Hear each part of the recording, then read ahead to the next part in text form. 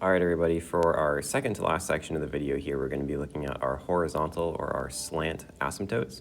So if you recall from a few minutes ago, the vertical asymptotes went straight up and straight down. These ones are going to kind of go from the left to the right. So if it's exactly horizontal, it'll go directly from the left to the right. If it's a slant asymptote, it'll kind of be like a line. It'll kind of go up or down as you go. So our section heading here, again, is horizontal or slant asymptotes. And there's a couple scenarios here that are going to tell you exactly basically what the deal is for which one of these is going to be the case. So if you remember, and this is going to help us, so this is slightly unrelated for a moment, but then you'll see how it ties in. We said something like x squared had a degree of 2, and that's because there are 2 x's there, so that's why the degree is 2. Something like the number 7 has a degree of 0. Because there aren't any variables here. There are 0 variables. If you had, like, for one more example, like x to the 7th y squared, the degree for this one is 9 because you have 7 x's and 2 y's. So you have 9 total variables there. So that's kind of the idea in these equations is we're going to have to find the degree of the numerator and the denominator to tell basically what's going on. So one example is that if the degree of your denominator is bigger than the degree of your numerator, you have a horizontal asymptote at y equals 0. So an example of this, the degree of the denominator is bigger than the numerator.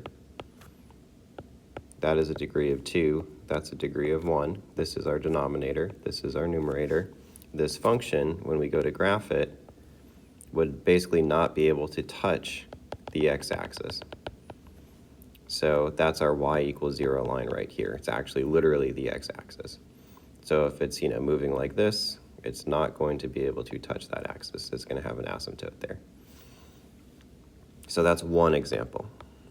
A second example of a different type would be if the degree of the denominator equals the degree of the numerator.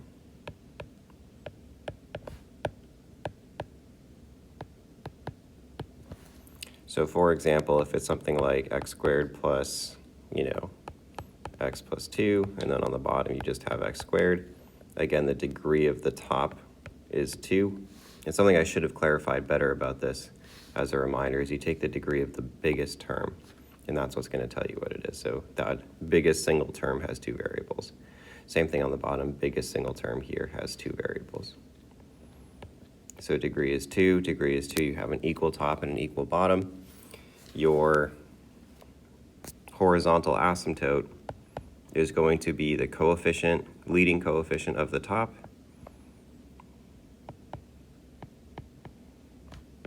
over the leading coefficient of the bottom. So in this example, there's a 1 here, and that's attached to our largest degree term. There's a 1 here, that's attached to our largest degree term. So this one would be a 1 over 1. So our horizontal asymptote would be at y equals 1. So in this graph here, at y equals 1, you'd see kind of like the same behavior as, again, not allowed to touch there.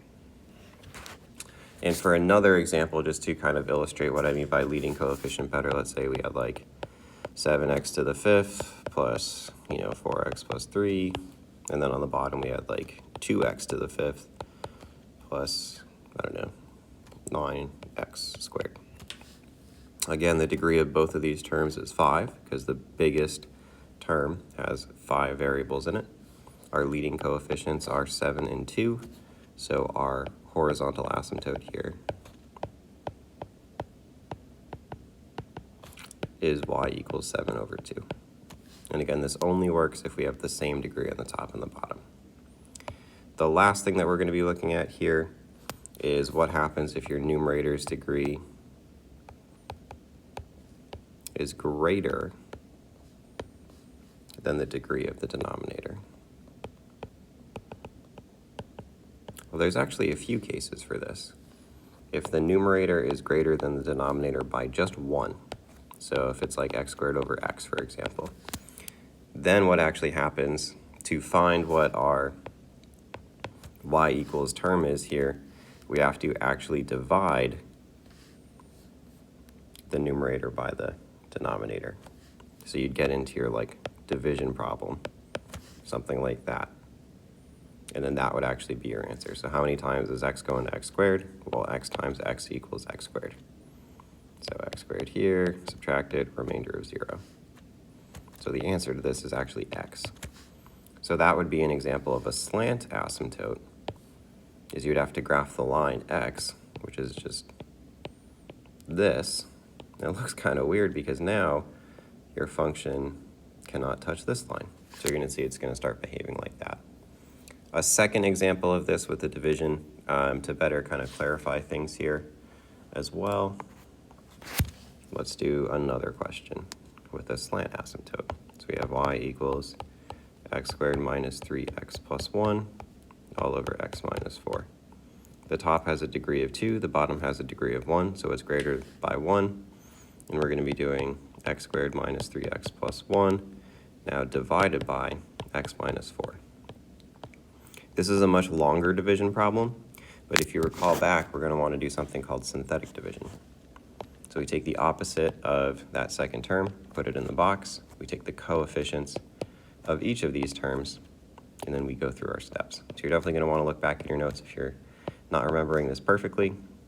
But again, to clarify, bring your first term down, multiply it by the number that's inside the box, which is 4. 1 times 4 is 4. Add or subtract these terms here. That gets us to -1. Multiply that again by 4, and we're left with -3. So our remainder, our 0 degree term, or our constant, and then our first degree. So our answer to this is actually technically x minus 1 minus 3 over x minus 4. But the nice thing about these is we can actually forget about the remainders. For our equation of our slant asymptote, it's actually just the answer without the remainder. So that would be our slant asymptote. So to recap here, again, you're dividing the numerator by the denominator if it's greater by 1. In all other cases, something like, x cubed over x, the numerator is greater than the denominator by more than 1. In this case, there is no horizontal asymptote. And no slant asymptote either.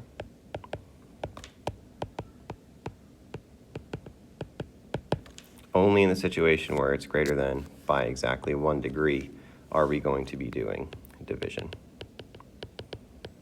So a quick recap, because you're going to see a problem of each of these types. If the denominator is bigger than the numerator, it's just the x-axis. If the denominator equals the numerator in terms of degree, you're going to take the number in front of the largest term, put that on the top, number of the largest term in front of the largest term on the bottom, put that on the bottom, and that's going to be your line.